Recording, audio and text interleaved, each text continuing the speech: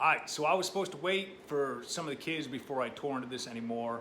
I got to cleaning it today, and cleaning leads to wrenching, so I'm gonna wrench on it a little bit, tearing the pistons out, and I'll show you guys what I find. Okay, y'all tell me what you think of this. Obviously, that's the oil pump. You see right in there, that's where I kind of put my finger in there, but you see all that grime in there. I'm gonna look at it a little bit closer. Definitely cleaning it out, of course. But y'all tell me what you think. All right, so we got them out. Initial things, number 8. I don't know if you can see that or not. I'm not sure what happened, but definitely some damage there. Does not look good. Other than that, number 7, I mean, you can just, I haven't touched them at all, so pulled them out. Rings are all, well, like on this one, it just looks nasty. They all look about the same except for number 1. No, well, look at, there you go. We got a broken ring. All right, so made it all worth it. Pulled it out. We got a broken ring, and it looks like it had some water or something in there. I'm gonna clean these up, of course.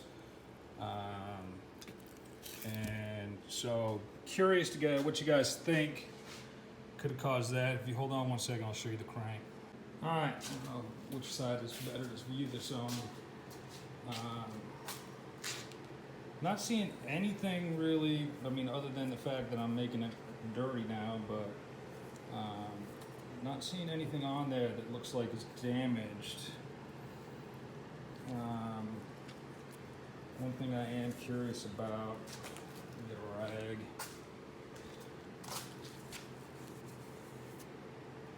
You guys think of that right there? I'm not sure. I'm gonna clean it up a little bit and see what we can do with it. Maybe polish it, I'm not sure, but I definitely intend on reusing the crank. So I'm not looking to replace the crank.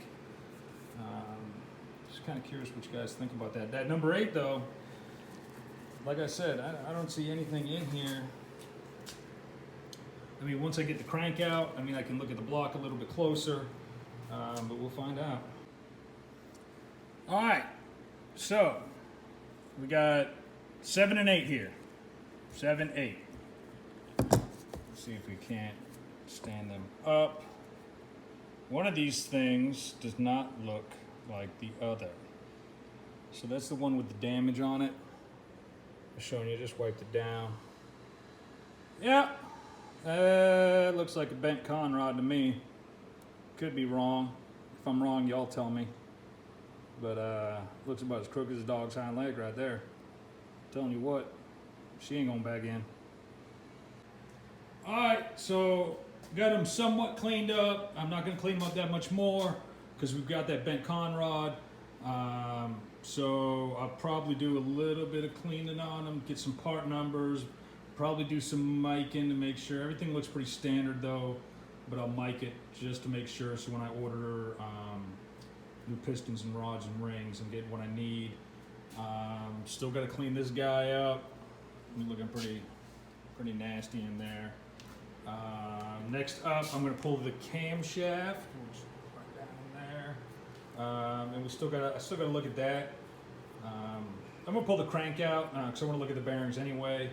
And then generally for me, so generally when I do it, if I'm inspecting something like the crank or the bearings, you know, the camshafts or anything like that, I don't like wearing these.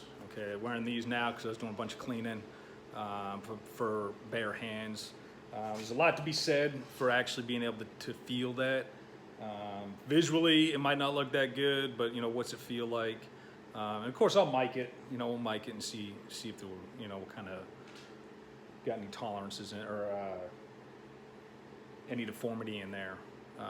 So I don't know. Tell me what y'all think about the crank. All right, and curious to hear.